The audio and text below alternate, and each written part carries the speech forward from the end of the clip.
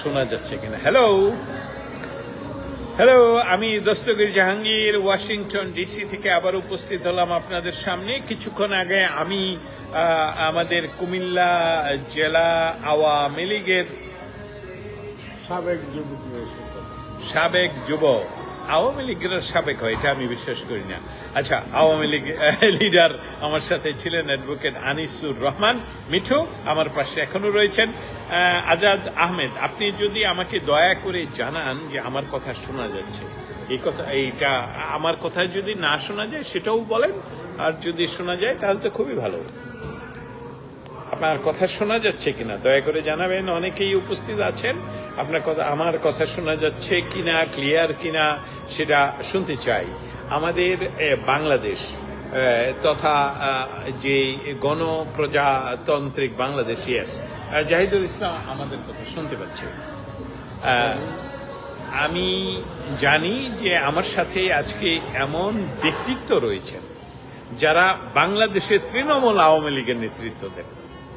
আমার সাথে রয়েছেন অ্যাডভোকেট আনিসুর রহমান মিঠু, আমার সাথে রয়েছেন আমাদের নরসিংদী জেলা যুবলীগের সহ সভাপতি আমাদের জুনায়েদ ভূঁইয়া, উনি রয়েছেন আমার সাথে।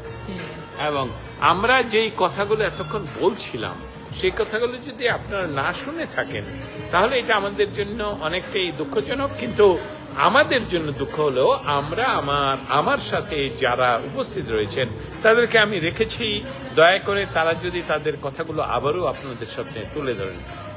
দর্শক শ্রোতা, আপনারা কি আমাদের কথা সুস্পষ্টভাবে শুনতে পাচ্ছেন কিনা সেটা আমি আবারও জিজ্ঞেস করছি। আজাদ আহমেদ, আমি দেখতে পাচ্ছি যে আপনি আমার সাথে যুক্ত রয়েছেন। আপনি যদি জানান যে আমাদের কথাগুলো শুনতে পাচ্ছেন, ব্যাকগ্রাউন্ডে মিউজিক রয়েছে সেটা নিয়ে চিন্তা নয়, চিন্তাটা হলো আপনার শোনা যাচ্ছে ভাই। আচ্ছা, আমি প্রথমেই আবার চলে যাব।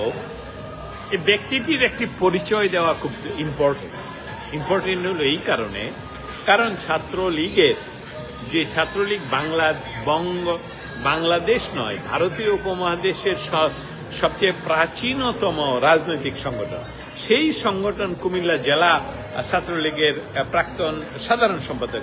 আমাদের দেশের সভাপতি হওয়া কোনো বিষয় নয়, সভাপতি করেন, কথা বলেন না, কিন্তু যিনি সাধারণ সম্পাদক উনি হলেন মেইন ব্যক্তি। সেই ব্যক্তির নাম হলো অ্যাডভোকেট আনিসুর রহমান। আনিস ভাই, জি, দীর্ঘদিন ক্ষমতায় ছিলেন। আসলো জুলাই মাস, আসলো অগাস্ট মাস, 5ই অগাস্ট আপনারা পলাতক। বিস্তারিত ব্যাখ্যা আমাদের দর্শক শ্রোতা দিচ্ছে, এবং এখন আপনারা দেশ পুনরুদ্ধারে কি কাজ করছেন? দীর্ঘদিন ক্ষমতায় ছিলাম কথাটি সত্যি না। কিছু লোক ক্ষমতায় ছিল আমাদের সংগঠনের,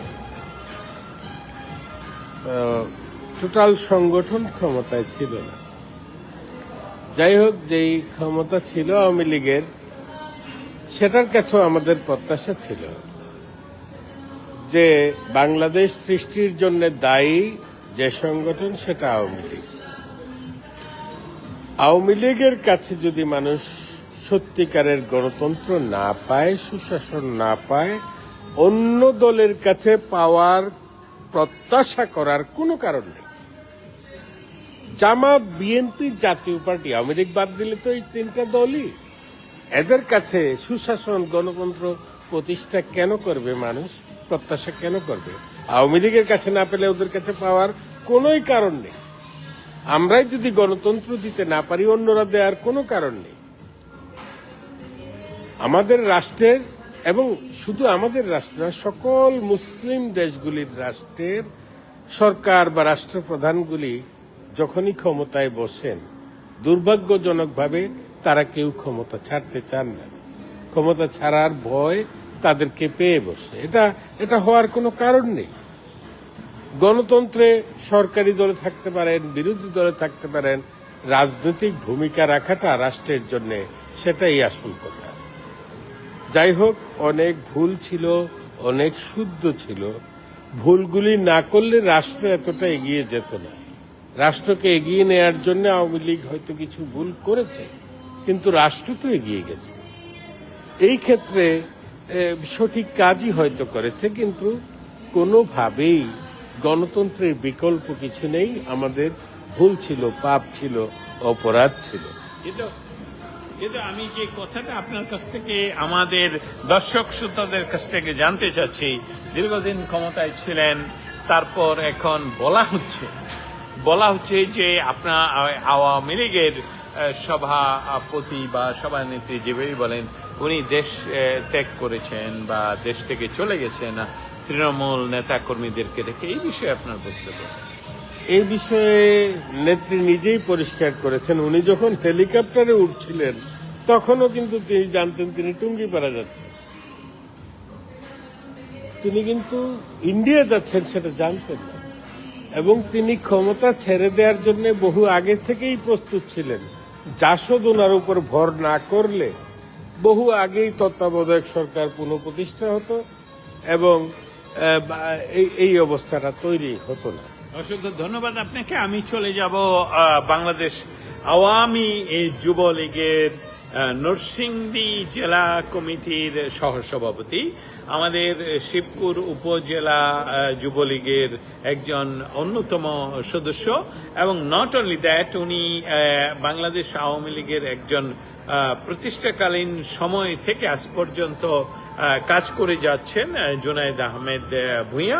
জুনায়েদ ভূঁইয়া, আপনার কাছ থেকে আমি দস্তগীর জাহাঙ্গীর আমাদের যারা এই মুহূর্তে আমার সাথে যুক্ত আছেন তাদের কাছ থেকে জানতে চাই যে আপনারা কেন 2024 সনের 5ই অগস্টকে প্রতিরোধ করতে পারেননি? এতে আপনি যুবলীগের লিডার হিসাবে কি আপনার দায়বদ্ধতাকে অস্বীকার করছেন?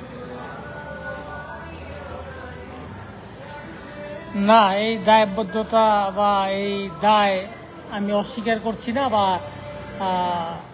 আমি 3রা অগাস্ট পর্যন্ত আমি মাঠে ছিলাম। শান্তি সমাবেশের নামে যে সমাবেশ ডিক্লেয়ার করেছিল, সেই শান্তি সমাবেশে আমি তৃণমূল পর্যায়ের কর্মীদের সাথে ছিলাম। আমি তৃণমূল পর্যায়ে একজন কর্মী হিসাবে, কিন্তু সেই দায়ভার আমি একমাত্র যে 5ই অগাস্টকে কেন আমরা সামাল দিতে পারি নাই, আমরা মোকাবেলা করতে পারি নাই, সেটা বাংলাদেশ আওয়ামী লীগের জেনারেল সেক্রেটারি, বাংলাদেশ আওয়ামী লীগের সাধারণ সম্পাদক ওবায়দুল কাদেরকে আমি দায়ী করব। উনি কেন আমাদেরকে ডাক দিতে, ঐক্যবদ্ধ করতে ব্যর্থ হয়েছেন, পারেন নাই, সেটার জন্য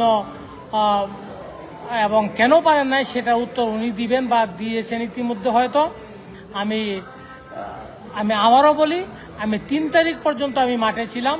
4 তারিখে আমি যাইতে পারি নাই, এবং 4 তারিখে রাত্রি হয়তো ওবায়দুল কাদের সমস্ত বাংলাদেশ নেতা কর্মীদেরকে মাঠে না নামার জন্য যার যার অবস্থা। আপনি যে কথাগুলো বলছেন আমি একটু আপনার সাথে সংযুক্ত করতে চাই। বাংলাদেশ আওয়ামী লীগের সাধারণ সম্পাদককে আপনি দায়ী করছেন, কিন্তু আপনি আপনার দায়িত্ব কি অস্বীকার করছেন কিনা? না, আমি আমার দায়িত্বকে অস্বীকার করছি না। আমি আমার দায়িত্বের পাশাপাশি আমি আবারও বলি, আমি আমার এলাকায় ছিলাম 3 তারিখ পর্যন্ত প্রত্যেকটা মিটিংয়ে, এবং ঢাকা শহরেও বিভিন্ন প্রোগ্রামে আমি অংশগ্রহণ করেছি। কিন্তু আপনি বলছেন যে এর জন্য সার্বিকভাবে দায়ী বাংলাদেশ আওয়ামী লীগের সাধারণ সম্পাদক ওবায়দুল কাদের, যিনি একজন প্রতিষ্ঠিত এক্স ছাত্রলীগ লিডার এবং প্রতিষ্ঠিতভাবে, এবং সর্বোপরি বঙ্গবন্ধু তনয়া শেখ হাসিনার খুব আস্থাভাজন।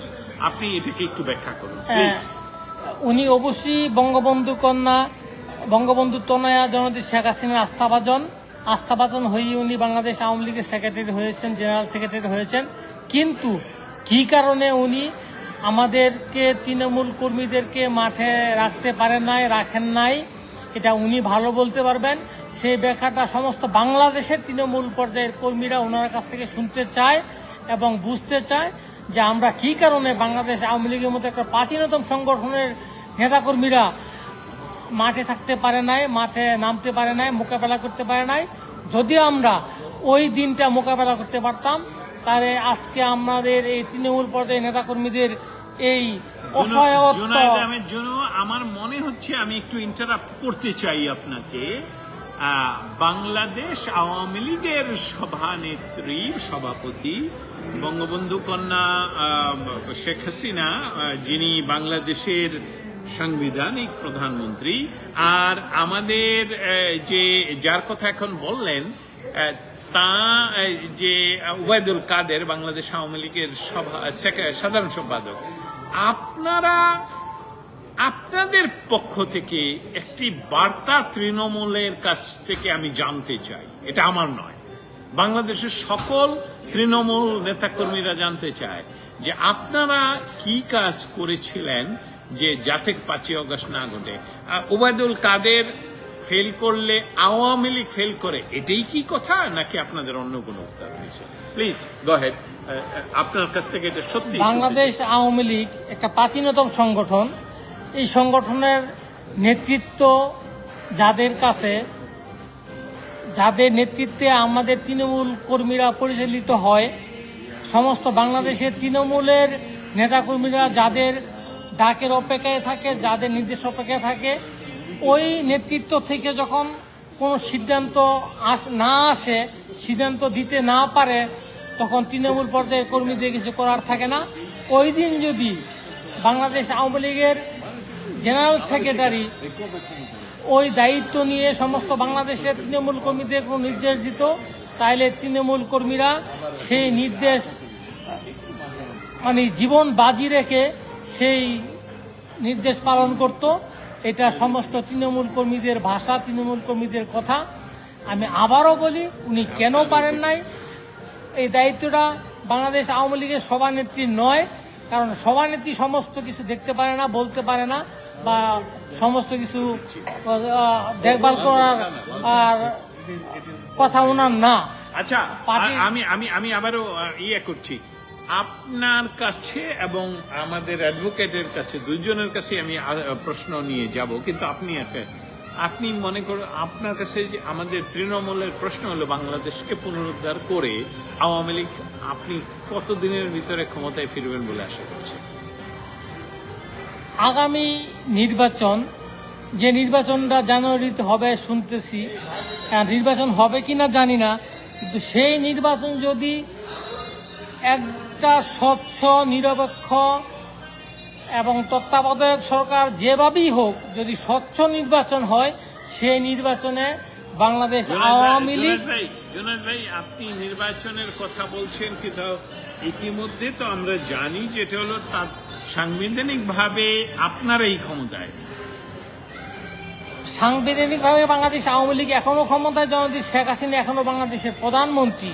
এটা সমস্ত বিশ্ব জানে, বাংলাদেশ তো অবশ্যই জানে, আইনানুগভাবে, সাংবিধানিকভাবে।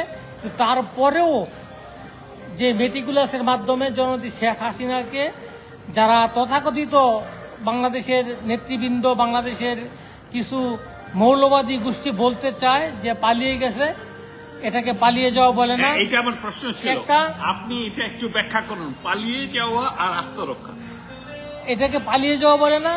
এটা বাংলাদেশ সেনাবাহিনীর, বাংলাদেশের স্বাধীনতা সার্বভৌমত্বের প্রতীক। বাংলাদেশ সেনাবাহিনীর তত্ত্বাবধানে, সেনাবাহিনীর প্রোটোকল অনুযায়ী, নিয়ম অনুযায়ী উনি বিমানে আরোহণ করে, হেলিকপ্টারে আরোহণ করে অন্য একটি দেশে চলে গেছে। বাংলাদেশ থেকে উনি পলায়ন করেননি, অবশ্যই উনি ওনার জীবন রক্ষার্থে বাংলাদেশ সেনাবাহিনী ওনাকে ইন্ডিয়াতে নিয়ে গিয়েছেন। শুধু ওনার জীবন রক্ষার্থে না, বাংলাদেশের জানমালের নিরাপত্তা রক্ষার্থে, হতাহত যাতে বাংলাদেশে না হয়, সেই কারণে উনি প্রোটোকল নিয়ে, বাংলাদেশ সেনাবাহিনীর সরকারি প্রোটোকল নিয়ে উনি ইন্ডিয়াতে চলে গেছেন।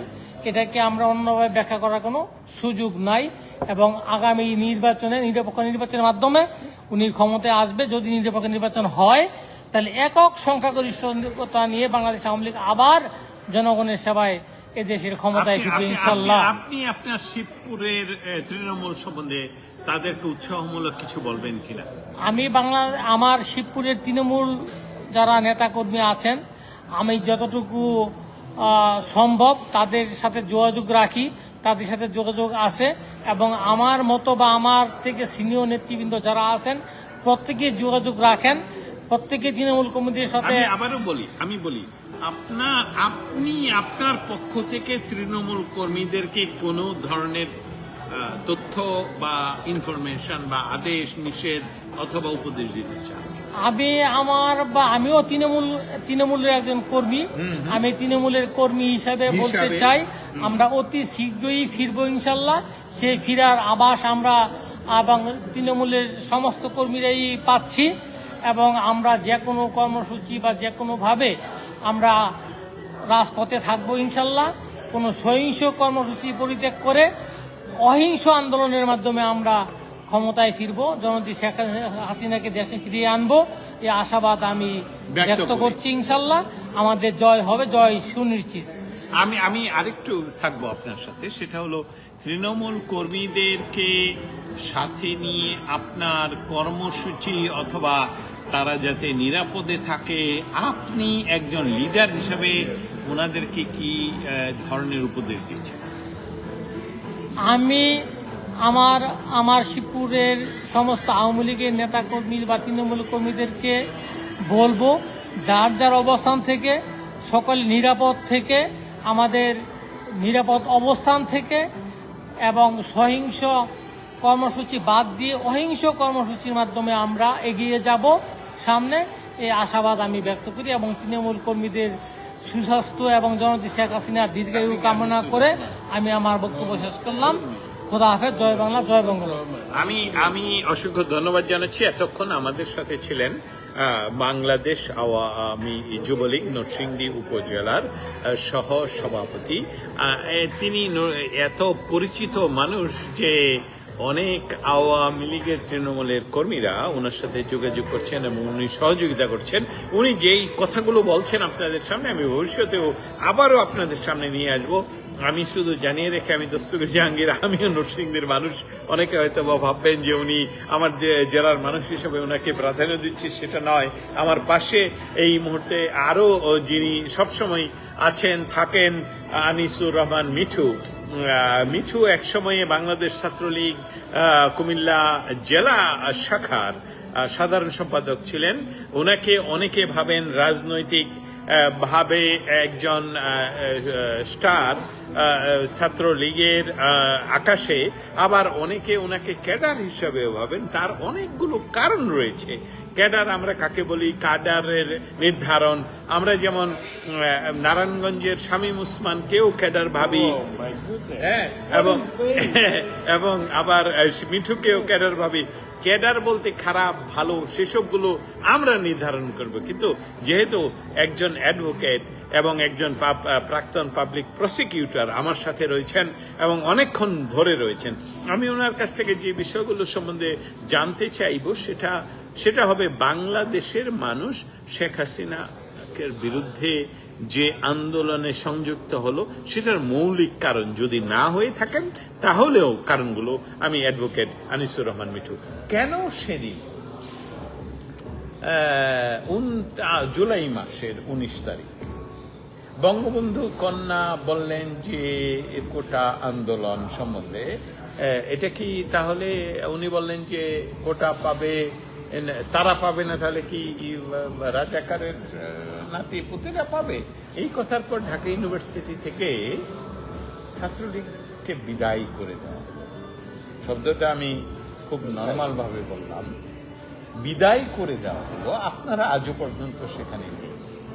এই সার্বিক পরিস্থিতিটা আপনার মতন করে যদি বলেন, এবং আমি প্রশ্নটার শেষটা নিয়ে দিতে চাই, আপনি কখন দেখছেন বাংলাদেশ আওয়ামী লীগ আবারও বাংলার নির্ধারণের, বাংলার ভাগ্যাকাশে, বাংলাদেশকে নির্ধারণের ভাগ্যাকাশে নিয়ন্ত্রক হিসাবে অর্থাৎ ক্ষমতায় ফিরে আসে?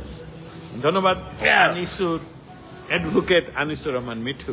আপনার সাথে দীর্ঘক্ষণ লাইভে থাকার ভুল হয়েছে,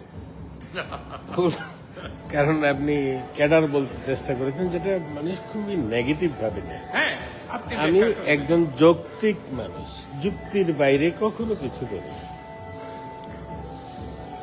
যাই হোক, যে সমস্ত কথাগুলি হয়েছে না, এটা না, যাই হচ্ছে হোক না, আপনি ক্যাডার নিয়ে আমার যে কথাটা সেটা খণ্ডন করবেন তাহলে ছাত্র মানুষ- রাজনীতি করার সময় আমাদেরকে ঝুঁকি নিতে হয়েছে।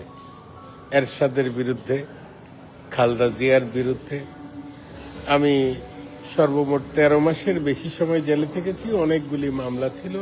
বিএনপি অফিস ভাঙার অভিযোগ ছিল 21শে আগস্টের গ্রেনেড হামলার পর। তো কোনো ব্যক্তিগত কারণে আমি কখনোই জেল খাটিনি। রাজনৈতিক কারণেই আমি দীর্ঘদিন জেলে ছিলাম, যেটা ক্ষমতায় আসার পরে নেতৃবৃন্দ ভুলে গেছেন, আমিও ভুলে যেতে চাই। আসলে এসব মনে করে কষ্ট বাড়িয়ে তো লাভ নেই। তো যে প্রশ্নগুলি এসেছে এর মধ্যে একটি হচ্ছে যে নেত্রী যে প্রশ্নের উত্তর দিলেন যে রাজাকার পুনর্বাচিত হবে না, হ্যাঁ, না না, উনি বলেন যে আমি রাজাকারের নাতিপুতিরা পাবেন কিনা, মানে ওই যে প্রশ্নটাই ছিল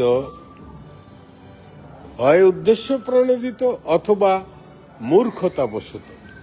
প্রশ্ন করলেন প্রভাস আমিন, সাংবাদিক, যে একটি পদে একটা রাজাকারের সন্তান এবং মুক্তিযুদ্ধের সন্তান যদি প্রার্থী হয় আপনি কাকে দিবেন?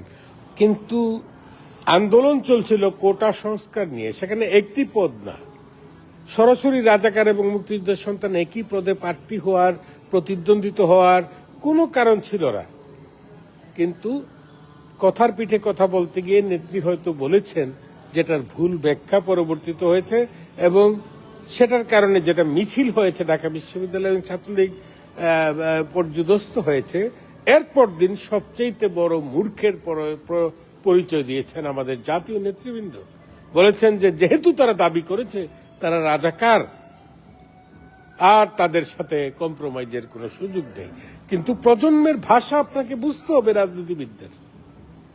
তুমি কে আমি কে, রাজাকার রাজাকার বলেছেন, ঠিক আছে, এর মানে এরা রাজাকার সেটা ধরে নেওয়া ঠিক হয় নাই। বোঝা উচিত ছিল এরা রাগ প্রকাশ করেছে, এরা খুব প্রকাশ করেছে।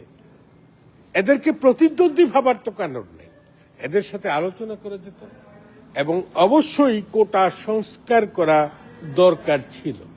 সংসদ ডেকে এরাই প্রস্তাব দিয়েছিল সংসদে সেটা পাশ করতে হবে। সংসদ ডাকলেই হতো।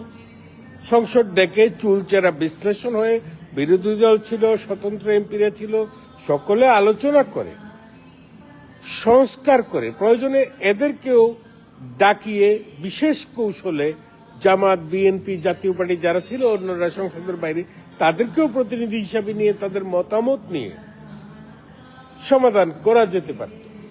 যাই হোক, সেসব ক্ষেত্রে ভুল হয়েছে। আমি যখন টেলিভিশনে দেখছিলাম ব্যবসায়ীদের সাথে আমাদের প্রধানমন্ত্রীর একটি মিটিং, এবং সেখানকার বক্তব্য হুবহু 90-এর এরশাদ বিরোধী আন্দোলনের কথা আমার মনে পড়ছিল। একই রকম ঘটনা এরশাদের পতনের আগেও ঘটেছিল। আমি ভাবছিলাম কি হচ্ছে, ইতিহাসের পুনরাবৃত্তি কেন হচ্ছে এসব? আমরা আমাদের দল, আওয়ামী লীগের মতো ঐতিহ্যবাহী দল, কিছু অদূরদর্শী অপরিণামদর্শী নেতার খপ্পরে পড়ে গিয়েছিল, যারা ভালো ইংরেজি বললেও ভালো নেতা ছিল না, দূরদর্শী নেতা ছিল না। আমেরিকার হোমলেসও তো সারাদিন ইংরেজি বলে, তারা কি রাজনৈতিক নেতা? নেতৃত্ব ভিন্ন জিনিস, সেটা আমাদের বোঝা দরকার ছিল। শঙ্খে কান দিয়ে যারা সমুদ্রের গর্জন শুনতে পায় তারাই রাজনৈতিক নেতা। অনেক দূর থেকে দেখতে পারাই দূরদর্শিতা। অনেক কিছুর সাক্ষী আমরা।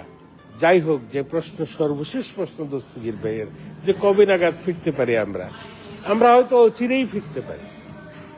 আমরা ফিরবো, এটা নিশ্চিত, এতে কোনো ভুল নাই।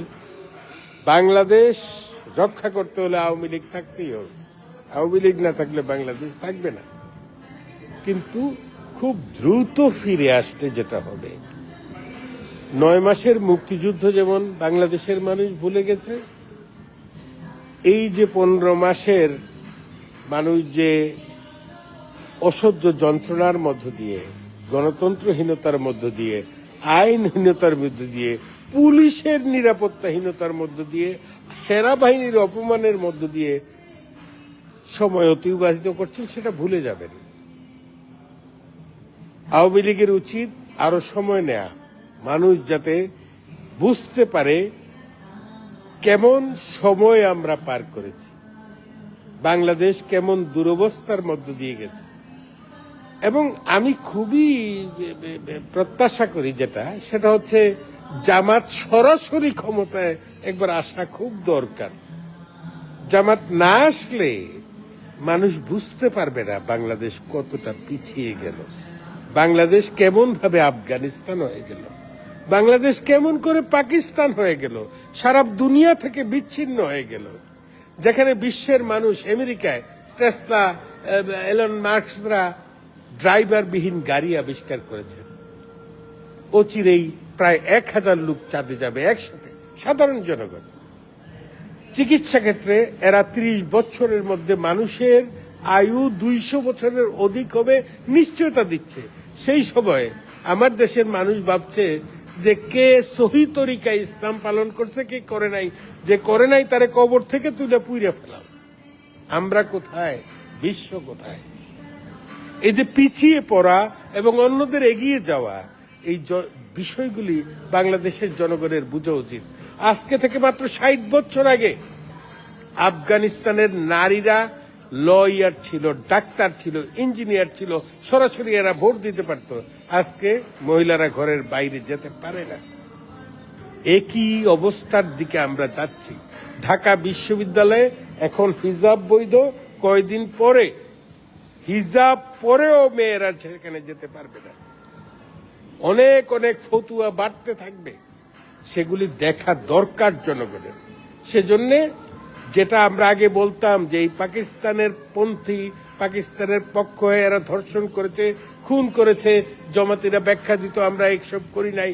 আজকে কিন্তু তাদের চরিত্র মোটামুটি ভাবে জনগণ বুঝে গেছে যে এরা সত্যিকার এই পাকিস্তানের পক্ষে ছিল। এবং আরো বেশি পরিষ্কার ভাবে মানুষ আরো বেশি বুঝবে এরা আসলে কি চায়। এই রাষ্ট্রকে বিপদের মধ্যে ফেলতে চায়, যুদ্ধক্ষেত্র বানাতে চায়। মানুষ এগিয়ে যাক সেটা চায় না, মানুষ পিছিয়ে যাক, তারা রাজনৈতিকভাবে কিছুদিন সফলতা ভোগ করুক, এটা তারা চায়। সেই অবস্থাগুলি দেখা খুব দরকার। আমরা যেটা বলতাম সেটাই যে সত্যি। শেখ হাসিনাকে যে রাষ্ট্রের জন্য প্রয়োজন, আওয়ামী লীগকে যে রাষ্ট্রের জন্য প্রয়োজন, উন্নতির জন্য প্রয়োজন, প্রগতির জন্য প্রয়োজন, সেটা মানুষের উপলব্ধিতে আসার আগেই আমরা ক্ষমতায় গেলে আবারও মানুষ এই দুঃখের দিনগুলি, এই অত্যাচারিত হওয়ার দিনগুলি, এই অপমানিত হওয়ার দিনগুলির কথা ভুলে যাব। আমরা চাই আমাদের অতীতে সামাজিকভাবে যে মুরব্বীদের সম্মান করা, শিক্ষকদের সম্মান করা, জ্ঞানীদের সম্মান করার যে কালচার ছিল, যে ঐতিহ্য ছিল, সেটা ফেরত আসুক। সেই দিন অবশ্যই ফিরে আসবে। আমরা একটু সময় নিয়েই আমরা সফলতার দিকে এগিয়ে যাওয়া উচিত। খুব দ্রুত চাইলে অবশ্যই হয়তো আওয়ামী লীগ যেতে পারবে, কিন্তু দ্রুত ক্ষমতায় যাওয়াটা বুদ্ধিমানের কাজ হবে না। আমার মনে হয় আপনারা প্রশ্নের উত্তর বুঝতে পেরেছেন। আপনাদেরকে ধন্যবাদ। অসংখ্য ধন্যবাদ অ্যাডভোকেট আনিসুর রহমান মিঠু। এতক্ষণ আপনাদের কথার উত্তর দিচ্ছিলেন। এর ভিতরে অনেকেই বলেছেন সঠিক উত্তর 100%, ক্ষমতায় না আসলে জামাতকে বুঝতে। হ্যাঁ, অফকোর্স আমরা আজকের আমাদের এই অনির্ধারিত আলাপের শেষ পর্যায়ে আমরা দুইজন অতিথি আজকে নিয়ে এসেছিলাম। একজন ছিলেন নরসিংদী আওয়ামী যুবলীগের সহসভাপতি জুনায়েদ ভূঁইয়া জুনু, এবং আরেকজন অ্যাডভোকেট আনিসুর রহমান মিঠু। উনি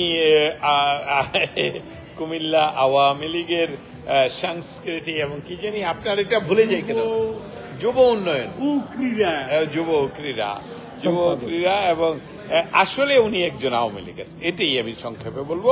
আমি শেষ করার আগে খুব সংক্ষিপ্ত আকারে 3টি বিষয়ে আপনাদের সাথে উপস্থাপন করতে চাই। প্রথমত, বাংলাদেশের স্বাধিকার আন্দোলনের নেতৃত্ব দিয়েছিল বাংলাদেশ আওয়ামী লীগ। বাংলাদেশের যে স্বাধীনতা সেই স্বাধীনতার যে আমি যেই কথাটা বলতে চাচ্ছি সেটা হলো যে বঙ্গবন্ধু কর্তৃক ঘোষিত স্বাধীনতার ঘোষণা 27শে মার্চ ঘোষণা দিয়েছিলেন। 27শে মার্চ, 26শে মার্চের ঘোষণা বঙ্গবন্ধু দিয়েছেন, 27শে মার্চ ঘোষণা একটি আমাদের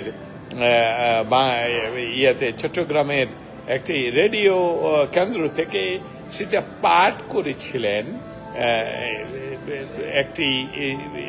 একজন মেজর, ওনার নাম হলো জিয়াউর রহমান। আজকে বাংলাদেশের যিনি তত্ত্বাবধায়ক সরকারের প্রধান, যিনি দুইজন বাংলাদেশি 2006 সনে বাংলাদেশের একটি বিষয় নিয়ে শান্তিতে নোবেল পেয়েছেন, একজনের নাম তসলিমা আক্তার, আরেকজন হলো ডক্টর মোহাম্মদ ইউনূস। সেই doctor Mohammad Yunus meticulously design করে আমাদের বাংলাদেশের ক্ষমতায় আরোহণ করেছেন। তিনি বাংলাদেশের এই ইতিহাসকে ডিলিট করে দিতে চাচ্ছেন, রিসেট করে।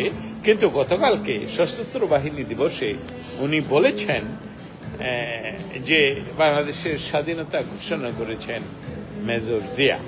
এই বিষয়ে খুবই সংক্ষিপ্ত আকারে আমরা যুবলীগের সহসভাপতি নরসিংদী জেলার জুনায়েদ আহমেদ জুনুর কাছ থেকে শুনে আজকের আমার এই সম্প্রচার শেষ করব। জুনায়েদ আহমেদ জুনু, ধন্যবাদ। একটি সশস্ত্র বাহিনী দিবসে সুদি ইউনূস যদি বলে যে একজন মেজর বাংলাদেশের স্বাধীনতা ঘোষণা করেছিলেন বা ঘোষণা করেছেন, এটা বললেই হয়ে যাবে না। ইতিহাস তার প্রকৃত প্রমাণ দিবে, ইতিহাস আছে, এটা বললেই মুছা যাবে না। কারণ স্বাধীনতার ঘোষণা একমাত্র বঙ্গবন্ধুই দিয়েছেন, সেটা 7ই মার্চের ভাষণের মধ্যেও দিয়েছেন, তার পরবর্তীতেও দিয়েছেন। আর একটা নোটিশ যদি কারো পক্ষে কেউ পাঠ করে, সে কখনো সে নোটিশের ওই স্বাক্ষরদাতা হতে পারে না, সে নোটিশের ওই ঘোষণাকারী হতে পারে না, সে পাঠকের ভূমিকায় ছিল। আমরা তার ভূমিকাকে অস্বীকার যেতে চাই না। সে বাংলাদেশের Bangabandhu on behalf of Bangabandhu Sheikh Mujibur রহমানের great leader of national leader Bangabandhu Sheikh Mujibur রহমানের পক্ষে এই স্বাধীনতা ঘোষণা পাঠ করেছেন। উনি নিজেও কখনো বলেন নাই যে উনি স্বাধীনতা ঘোষণা উনি দিয়েছেন। এটা মেজর জিয়া জীবিত অবস্থায় বা রাষ্ট্র ক্ষমতায় আরোহণ করেও বলেন নাই। তা আজকে শুধু ইউনূস এটা বললেও হবে না যে জিয়া স্বাধীনতা ঘোষণা করেছেন। আমরা সম্মানের সহিতই জিয়াউর রহমানকে বীর মুক্তিযোদ্ধা হিসেবে সম্মান জানাতে চাই এবং স্বাধীনতা ঘোষণাপত্র পাঠকারী হিসাবে আমরা বলতে চাই। ধন্যবাদ। আমি অসংখ্য ধন্যবাদ জুনায়েদ ভূঁইয়া। জুনু। আচ্ছা, মৌলিক বিষয়টা হলো যে আমি একটা গল্প এখানে উল্লেখ করতে চাই। সত্য গল্প। গোলাম রব্বানী আমার বাবার ছোট ভাই। 1971 সনের 27শে মার্চ উনি নরসিংদী উপজেলার মনোহরদী থানার পাশে কেরোসিনের ড্রামের উপরে দাঁড়িয়ে বঙ্গবন্ধুর সেই ঘোষণাপত্র পাঠ করে মানুষকে শুনিয়েছেন। আমার আপন কাকা, আমার বাপের ভাই। এখন যদি আমি দাবি করি যে এই রব্বানী সাহেব ছিলেন স্বাধীনতার ঘোষণাকারী, ঠিক জিয়াউর রহমানের মতন হয়ে যায়। আমরা এটা কখনোই দাবি করি না। এবং আমার কাকা জীবিত থাকতেও সম্মানের সাথে বলতেন, বঙ্গবন্ধুর ঘোষিত স্বাধীনতাকে আমি আপনাদের সামনে পড়ে শোনাচ্ছি। এবং সেটা আমার যতটুকু, আমি তখন শিশু ছিলাম, আমি আর যতটুকু মনে পড়ে, এই মনোহরদী থানার ঠিক বাম পাশে যেখানে বৈরাগীদের চায়ের স্টল সহ বিভিন্ন জায়গা ছিল, সেখানে কেরোসিনের ড্রাম থাকতো, তার ড্রাম কেটে কেটে তেল বিক্রি করা হতো। সেই ড্রামের উপরে দাঁড়িয়ে আমার কাকা গোলাম রব্বানী মুক্তিযোদ্ধা, যাকে হত্যা করার চেষ্টা করা হয়েছিল, পরে সম্ভব হয়নি, সেই গোলাম রব্বানী বঙ্গবন্ধুর এই ঘোষণাপত্র পাঠ করে শুনিয়েছিলেন জিয়াউর রহমানের মতন। আমি কিন্তু সাংবাদিক হিসেবে একটি কথা আপনাদের সামনে বলতে চাই, ঘোষক আর ঘোষণার পাঠ কৃত, যেমন আমি যখন সংবাদ পড়ি, সংবাদটা আমার লিখিত, কিন্তু সংবাদ তো আমার নয়, সংবাদটা তো অন্য কারো দ্বারা। যেমন আজকে হোয়াইট হাউসে যে ঘটনা ঘটে গেল, সেই সম্বন্ধে আমি সংবাদ পাঠ করলি, আমি ঘোষণা করলাম, এটা তো সঠিক নয়। এটা আপনারা কিভাবে নেবেন? কিন্তু আমি সর্বশেষ এখন ক্লোজিং এর পূর্বে এতক্ষণ ধরে আমাদের সাথে থাকার জন্য আপনাদেরকে ধন্যবাদ। শত শত প্রশ্ন আমি আসলে পড়তে পারছি না। আপনারা যারা প্রশ্ন করেছেন, আমি জানি সবসময় আমি লাইভে আসলে আপনারা প্রশ্ন করেন, সমস্ত প্রশ্নের উত্তর দেওয়া আসলে সময় নেই, তবে আপনারা প্রশ্ন করে যাবেন, ভবিষ্যতেও করবেন, এবং সেটার জন্যই আমার এই লাইভ। আমি অ্যাডভোকেট আনিসুর রহমান মিঠু সম্বন্ধে আমি যেমন জুনায়েদ ভাই সম্বন্ধে বলছি, মিঠু সম্বন্ধে বলতে চাই।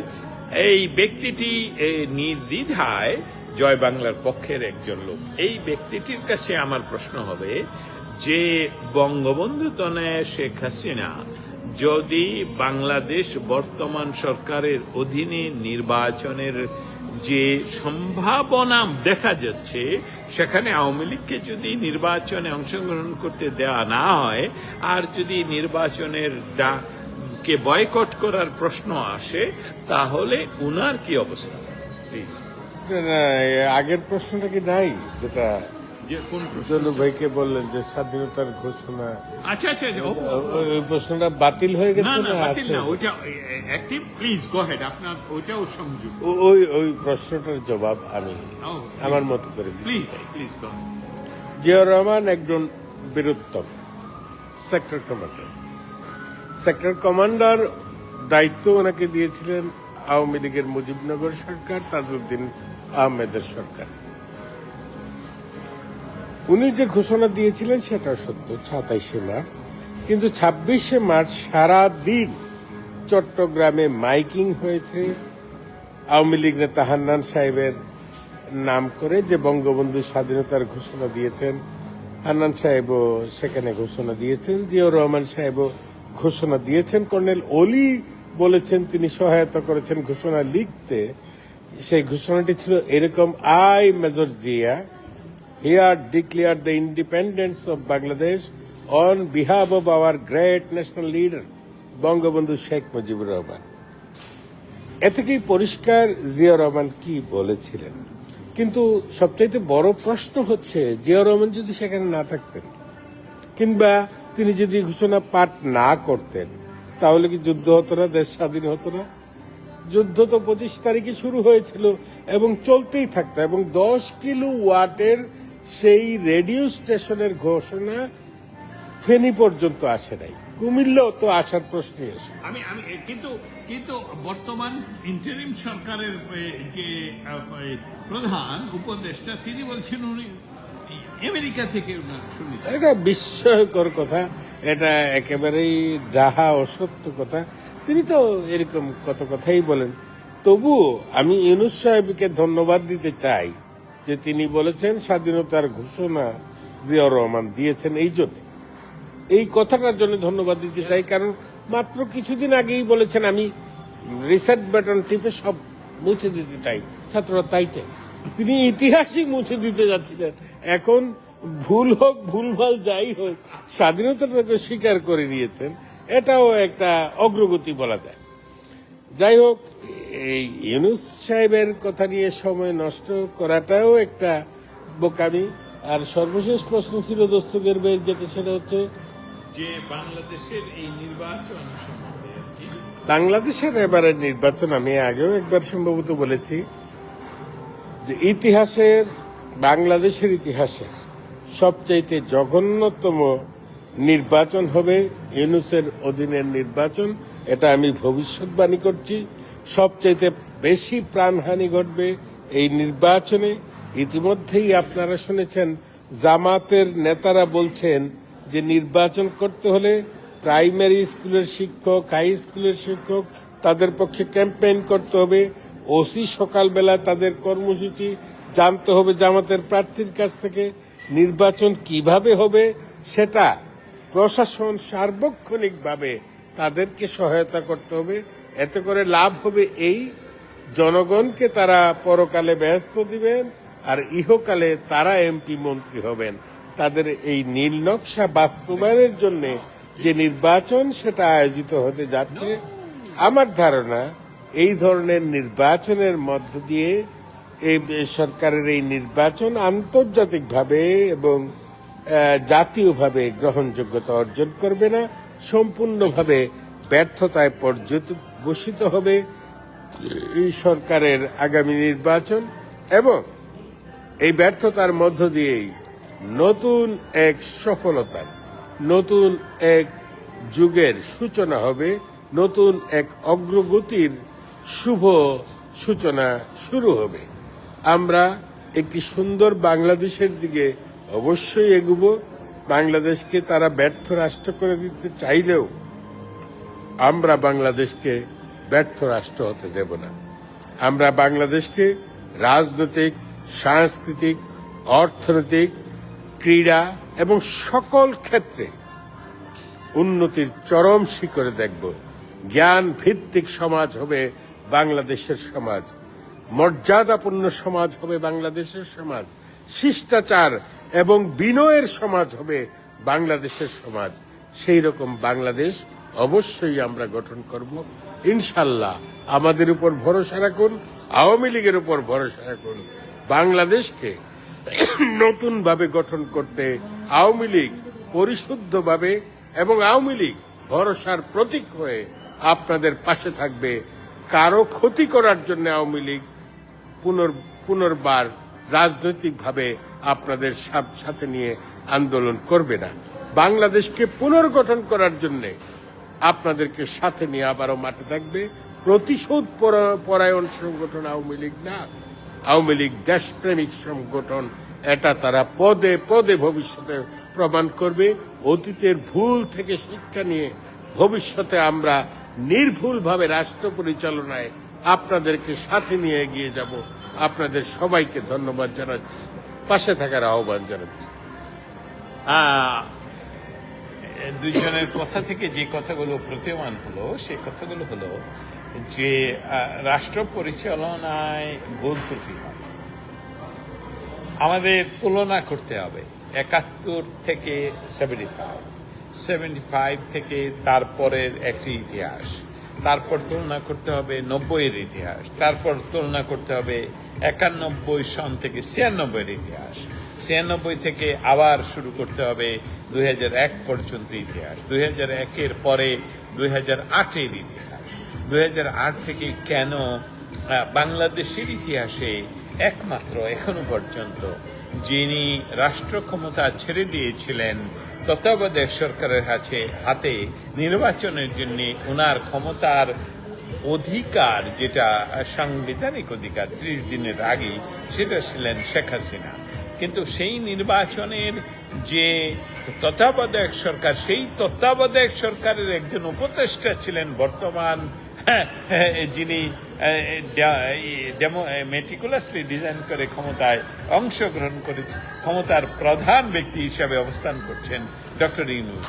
এবং ডক্টর ইউনূস যে 71 সনে উনি কি চেয়েছিলেন, 2011-তে 10-এ উনি কি চেয়েছিলেন, 8-এ উনি কি চেয়েছিলেন, সার্বিক বিষয়গুলো নিয়ে আমাদের ভাবনার বিষয়। কিন্তু মৌলিক বিষয় যেটা হলো সেটা হলো বাংলাদেশ কোন পথে চলবে। বাংলাদেশ কি আফগানিস্তানের পথে চলবে, না বাংলাদেশ গণতন্ত্রের পথে চলবে? যদি বাংলাদেশকে গণতন্ত্রের পথে চলতে হয় তাহলে আগামী নির্বাচনে বাংলাদেশ আওয়ামী লীগকে নির্বাচনে অংশগ্রহণ করতে না দিয়ে নির্বাচনের কোনো উপায় আসলে নেই। আর অগণতান্ত্রিক পথে যদি এই বর্তমান সরকার এগোতে চান, অবশ্যই সেটা এই সরকার করতে হয়তো বা করবেন, কিন্তু বাংলাদেশের জনগণ সেই সরকারকে হয়তো বা বেশি দিন ক্ষমতায় হয়তোবা আমি যেটা বলবো যে এই ধরনের অগণতান্ত্রিক একটা ব্যবস্থাপনায় একটা সরকার চলতে পারে না। মিঠু ভাইয়ের মতো যোগ্য লোকদের সাংগঠনিক পড়াশোনায় অবশ্যই আছে। হ্যাঁ, এই কথাগুলোর মাধ্যমে যেটা বলতে চাচ্ছি যে আগামী নির্বাচন আওয়ামী লীগকে সাথে নিয়ে না করার যে পরিকল্পনা বর্তমান সরকার নিচ্ছেন সেটা অগণতান্ত্রিক। যদি আওয়ামী লীগকে নির্বাচন করতে দেওয়া হয় সেটা হবে গণতান্ত্রিক একটি পন্থা, সেই পন্থাই আগামী সরকার এই সরকার আগামী বলেই আমরা ধারণা করছি। আমি দস্তগীর জাহাঙ্গীর, এতক্ষণ আপনাদের সাথে ছিলাম দুজন ব্যক্তির সাথে। আগামীতেও কোনো এক পর্যায়ে আপনাদের সাথে আবারও দেখা হবে। ততক্ষণ পর্যন্ত আপনারা ভালো থাকবেন। জয় বাংলা, জয় বঙ্গবন্ধু।